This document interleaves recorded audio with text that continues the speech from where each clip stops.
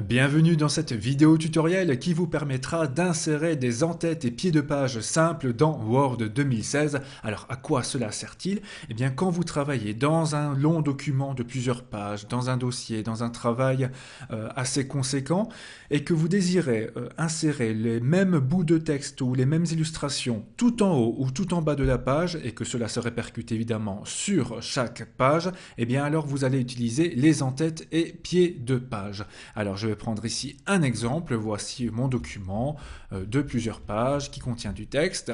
Et je désire tout en haut de chaque page pouvoir insérer par exemple le nom de celui qui a créé le travail, quelques petites informations.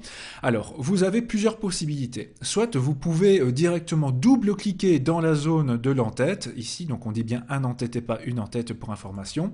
Et là vous pouvez librement taper ce que vous voulez. Voilà, ça marche très très bien. Maintenant, moi ce que je vous conseille d'utiliser, c'est directement le bouton en-tête en allant dans Insérer, Insertion, En-tête. Et là, vous avez donc plusieurs choix d'en-tête prédéfinis, quelques modèles, et je vous recommande le vide 3 colonnes.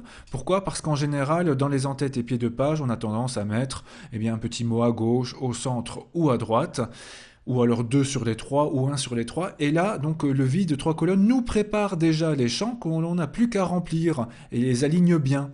Alors, si je clique sur le premier tapé ici, là, voilà, je vais mettre un petit mot, par exemple, un prénom, Jean, poète, pourquoi pas.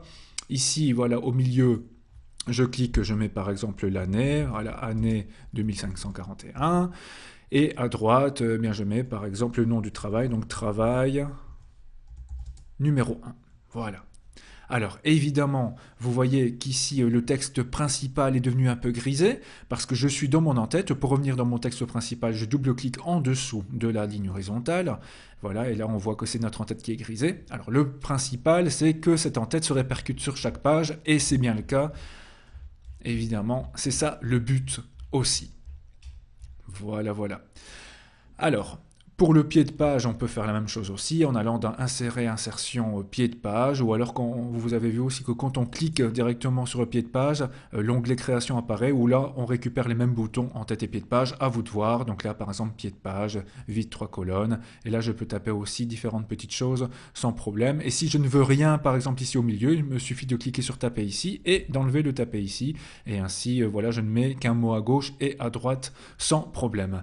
La numérotation des pages fera l'objet d'une autre vidéo que vous retrouverez en description de cette vidéo ou sur la même chaîne, à vous de voir. Alors, ce qui peut être aussi intéressant, c'est d'ajouter une illustration qui se répercute sur chaque page. Par exemple, pour des dossiers destinés à un public plus jeune, pourquoi pas. Alors ici, je vais par exemple retourner dans mon en-tête, je me place à la fin, j'appuie sur Enter, parce que oui, vous pouvez insérer plusieurs lignes d'en-tête ou de pied de page, il n'y a absolument aucun problème. Je vais insérer une petite image en allant par exemple sur Images en ligne, je vais mettre les dessins, par exemple, voilà, un petit dessin assez sympathique, voilà, je prends ceci, insérer, c'est un peu grand, donc je vais le réduire. Et je vais éventuellement aussi le centrer, pourquoi pas. Voilà, mon petit dessin est là. Et alors, grâce à cela, sur chaque page, je récupère le même petit dessin. Ainsi, cela vous évite de recommencer la manipulation des dizaines ou centaines de fois. Pourquoi pas. Voilà, voilà. Donc je vous retrouve dans d'autres vidéos où l'on abordera les numérotations de pages ou également comment faire pour avoir des en-têtes ou pieds de page différents d'une page à l'autre. Cela pourra vous être utile aussi pour vos longs dossiers. Donc à vous de rechercher un peu sur cette chaîne ces vidéos-là ou dans la description de cette vidéo ci-dessous. À très bientôt.